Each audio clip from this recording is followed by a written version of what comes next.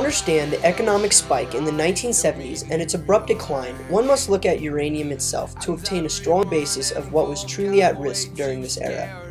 The power of the element U-238 has been a fairly recent discovery. In 1896, its radioactive properties were discovered by French physicist Antoine Becquerel, in which its element's half-life can last in excess of 40 billion years. The ability of an element to have radioactive properties meant energy could be found in its splitting of atoms, which was discovered in 1938 by Berlin physicists Otto Hahn and Fritz Strassmann. This discovery would set the stage as the resource of uranium would become invaluable in the coming years, as it would be synonymous with national defense. The discovery would be brought to the attention of President Roosevelt in a letter from Albert Einstein pleading the attention of this element, leading into a strange time in American history, the arms race.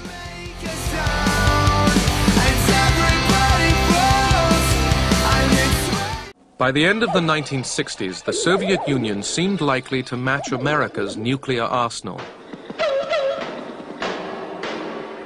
The two superpowers faced a choice: slow down their competition, the process that would be called détente, or continue an arms race that could end in all-out war.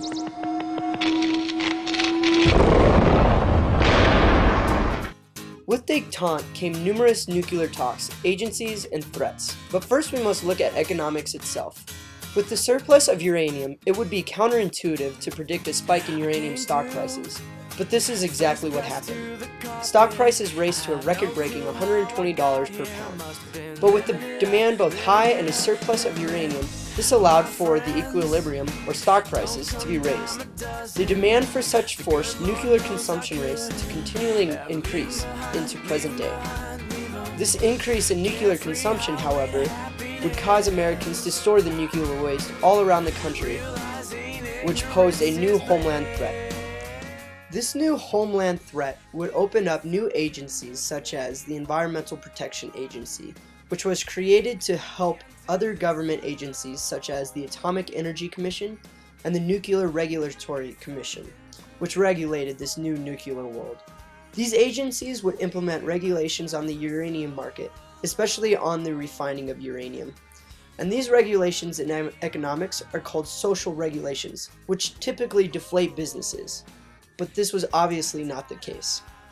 In fact, these social regulations were witnessed on a national level through events such as the SALT talks, Threshold Test Ban Treaty, and Seabed Treaty, creating further restrictions on the industry.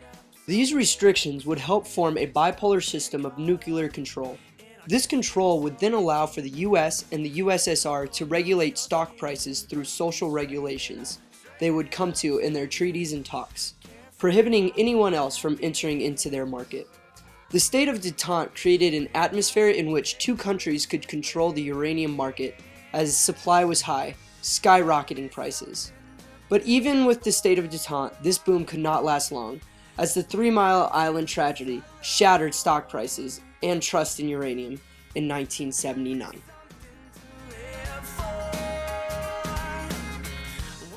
We do have a new development. It is not clear yet the extent of this development. There was an uncontrolled release of radiation from the facility. An accident in the water cooling system at the 3 Mile Island nuclear power plant in Harrisburg, Pennsylvania, forced the company to call a general emergency and shut down part of the plant for an unspecified period. Everything is under control. There is and was no danger to public health and safety. There was a small release of radiation to the environment.